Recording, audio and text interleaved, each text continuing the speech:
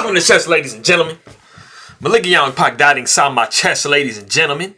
Appreciate you guys for showing up real quick. So I did get a request to do the Alireza Firouzja versus Magnus Carlsen game. So here it is. This is taken from round 4. I was told it was a pretty nice game. It looked like a nice game when I kind of went through and analyzed it. It was pretty nice. And it was kind of nice the way it ended up, you know. But let me see. I got a bunch of different languages here. So for all of my people in the Philippines, I will say mabuhay to you. Kamusta na aking makaibigan.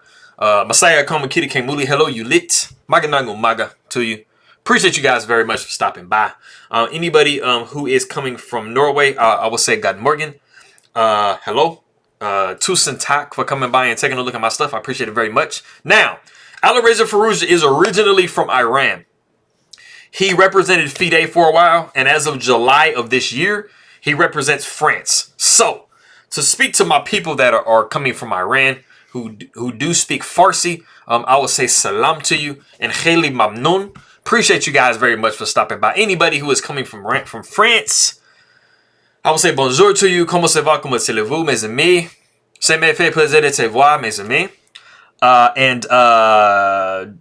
Let me see. I think it's in the morning time to you guys. So, bon appetit de déjeuner. Appreciate you guys very much for stopping by. So I think I've covered it all. It's not normal that I speak 4 different languages in a video, man. But let's go. All right. So we got E4, D5. So we do have the Scandinavian defense, or as it is also known, the center counter. You know, basically, black is basically saying that it doesn't want white to have this pawn center immediately. Now, the thing about it is, like, this is very, very good for white. The only problem is, you know, I'll explain this in a second. So pawn takes d5. When you have queen takes d5, the problem as far as theoretical for white goes is there are so many different places that the queen can move. So it does become very daunting to remember all of the theory. There's queen a5, there's queen e6, there's queen e5, there's queen d6, the Schiller, there's queen back to d7 even sometimes, there's queen to d8. So, you know, it gets very, very, like, you know, theoretical. Because knight to c5 is almost always the move that people play. And so, like I said, I mean, there's literally so many different things that you can do. I mean, there is probably even this. But, I mean, you know, you're going to get attacked by the knight. So, it's like, I mean, but there is a lot to know. So, anyway, queen comes to a5. And this is going to be the strongest that black can do, you know. So, we got d4. Knight comes to f6. We see knight to f3. And, like I said, it's just fantastic for white, you know, mostly due to the tempi on the queen. You know, forcing the queen to move, you know, a couple different spots. Bishop comes to f5. We see knight to e5. We got c6 and then bishop to c4. Why not threaten some nasties on f7? Because if black falls asleep and plays like knight a6 or something, and then you got it. You know, bishop takes f7 and the king is messed up. But we're not going to see that. We see e6. Magnus Carlsen is not going to just allow you to just capture a pawn for no reason. We got g4. Bishop back to g6. We see h4. And this is just all out like assault on black. Knight b to d7. Yeah, I'm good. Okay. Knight b to d7. So now something has to give. Knight takes d7. Knight takes d7. And we have h5. And the only place that the bishop can come to is e4. So you have 2 different options. Castling is the best thing to do in this position. But sometimes you can, I mean, it is possible to push f3. It's going to back the bishop up to d5. So it's going to be kind of similar to what we see in the game. Castles by white. Bishop comes back to d5. Knight takes d5. Pawn takes d5. Bishop comes back to d3.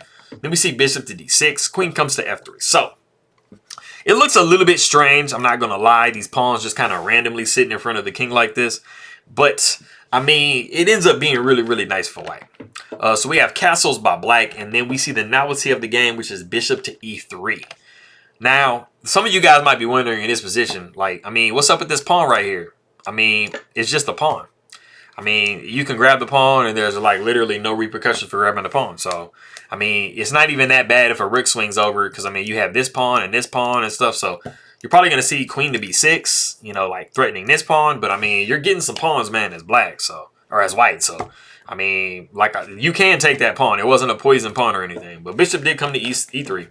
We got G6. We see H6. Rook H to F8. We got A3, F5, C4, E5. So literally Magnus Carlsen is finding all the pawn breaks. F5 was the #1 move. E5 was the #1 move. And I mean, it's very, very clear that if E4 comes, I mean, you're just going to cry for the rest of the day. Like, this is just going to be a beautiful fork on these pieces. So we have to prevent that. So B4 comes perfectly in time. We got queen back to C7, and then we have C5. And so, I mean, we're putting our moves down and attacking like at the perfect time for white. You know, so I mean, both sides are fairly even. I mean, it's like no side has like just a crazy advantage over the other one. Bishop comes back to E7, and now something has to give now because, like I said, we are looking at a fork. So bishop comes to B5. We see E4 now, but I mean, we're not getting forked, so we can just move away. So queen comes to H3, and we see F4, and I mean, this is nice for black, man. I mean, to be honest with you, like, you know, white is definitely getting pushed like very hard. I mean, you know, these pawns are just literally just like steamrolling white. So, I mean, white is in somewhat of a passive position here. Bishop comes down to D2. We see bishop to G5. We got C6. Knight comes to F6. Pawn takes B7 with check. Queen takes B7. Rook A to C1 with check. King comes to B8. Now, you know, we're not really worried about this diagonal because this bishop at the moment is not really in a position to kind of exploit it. You know, it definitely would be an issue because if you can get a bishop to check here, I mean, you force this king over, and I mean, bishop to C6 is like deadly. So, you know, you got to be careful. So bishop comes to C6 now. Queen comes over to E7. We see rook up to C5. So, I mean, you know, things have definitely kind of like turned into white's favor a little bit. You know, this king is not the happiest camper in the world. Like, it's cut off like in all directions. You definitely can't step onto this C5 because you got a nasty discovery coming from the bishop moving. So, I mean, it's looking pretty nice. So, we do have E3. Pawn takes E3. Pawn takes E3. Bishop comes down to E1. And before we get into what we actually saw in the game, there is a very, very strong move in the position for black. And it's crazy because what was actually played in the game, it seems like a really, really great attacking move, but it really actually just gives white a crazy advantage. And the move that I'm asking you to find, I feel like, honestly, nobody is going to play this move. Like, for me personally, when I looked at the move, I wouldn't have played it because it just looks like completely stupid. So if you want to try to find that move, go ahead and do so. Okay, cool. So the move that was actually played in the game that looks like it does a lot. It's like, man, isn't it getting some attack going? Is actually knight to E4. And you're thinking, okay, man, I mean, you're putting this knight in a better position. You're attacking this rook. I mean, you don't really have to worry about like checkmate situations, probably, because I mean, you know, even though it does look kind of crazy though, right? But it just kind of looks like you get like some nice attack going with the knight to E4. But that is actually a mistake move. Now, the move that I'm talking about, which, like I said, I don't think anybody got this move because it just looks flat out stupid, like on the surface. And the move is actually rook to D6. Like, tell me this move doesn't look stupid. Because literally, white has a dark square bishop, and like they can just pin you to the king.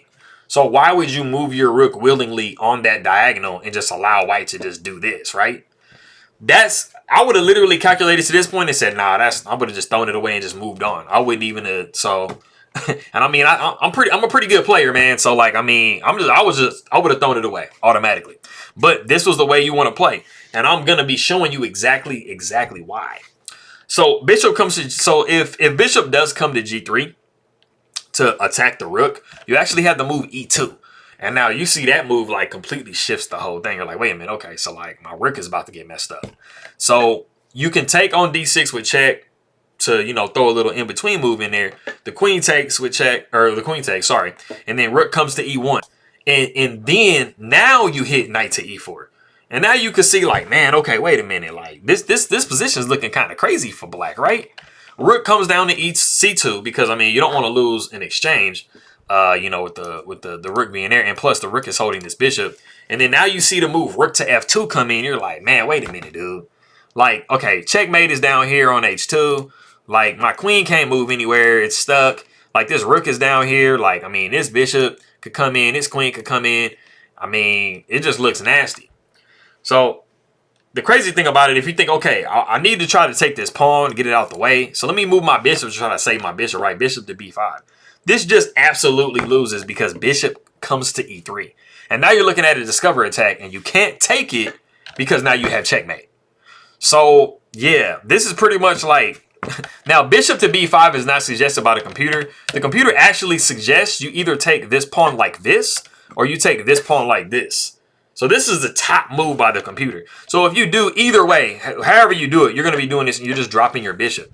And this is the way the computer says that you need to play to survive. Like, nah. Like I said, if you did not, if you were thinking rook d6 and threw it away and you were like, nah, that can't be it. Like, you are not the only one. Because I would have definitely felt that myself. Like, rook to d6 is never coming in my mind in this type of position. Anyway, like I said, we did see knight to e4. And this actually allowed the really deadly queen to h2. So things have gotten like extra real right here. So this is like a perfect move for white. And there really isn't a lot that you can do as black to like be all right. What we actually see in the game is king to c8. But this actually allows either the loss of a queen or a checkmating variation to come on the board. So the best thing that you could have actually done after queen to h2 is actually move the knight back to block. After the knight comes back to d6, you would take on f8 with the rook. Rook would take f8, and then bishop comes to g3. And this is just deadly because, like I said, you can't come back with the king. Like, so you're going to have to try to like move the rook over. And I mean, you know, you have one of these coming up. It's like, I mean, it's just not nice, man. Like, this is rough. So, like I said, king came to c8, and this, like I said, this either allowed you to lose your queen or, you know, you're just going to get checkmated. So, bishop comes to d7 with check, and this is a discover check. So the king either has to move or capture the bishop, like get off of that line. I mean, it's actually a double check. So it's like the king, the only way you can avoid a double check is to just move the king. Like, there's no other way. King takes on d7, then you see rook taking c7, and then you have two options. You can either move the king up here or the king down here. And so, I mean, you can definitely survive a little bit longer, but I mean, you're like pretty much like an entire rook's worth. You're like +5 down as black. So, I mean, Magnus Carlsen just went ahead and said, hey, man, you're going to get the game anyway. Let me go ahead and just let you checkmate me. So we see king to e6, and then now we got queen to e5, and that's checkmate. Like I said, I mean, you could come up here and you can just move the king up and say, hey, man, I'm going to have a little something. But, I mean, this rook is going to take, you know, the king can, I mean, you can do something like this. I mean, but, I mean, you're just down a lot of material, man. Like, you're down I feel like you're just down too much, man. So, and you are going to be deflecting, you know, you are going to be deflecting this rook away. So, I mean, you know, you got, like, after the king does something, whatever, like, it's just going to, I mean, literally, that's the only move. You know, you're going to be looking at one of these here, and then you got a pawn. So, I mean, this knight is loose. This bishop is loose because the knight is loose. I mean, you have checks coming up.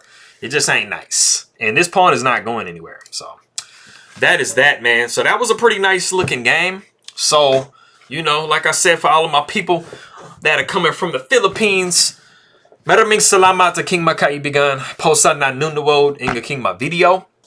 Tusen tak to anybody coming from Norway. Khayli mamnoon for anybody coming from Iran. Merci beaucoup, mes amis, anybody coming from France. And I will see you guys next time.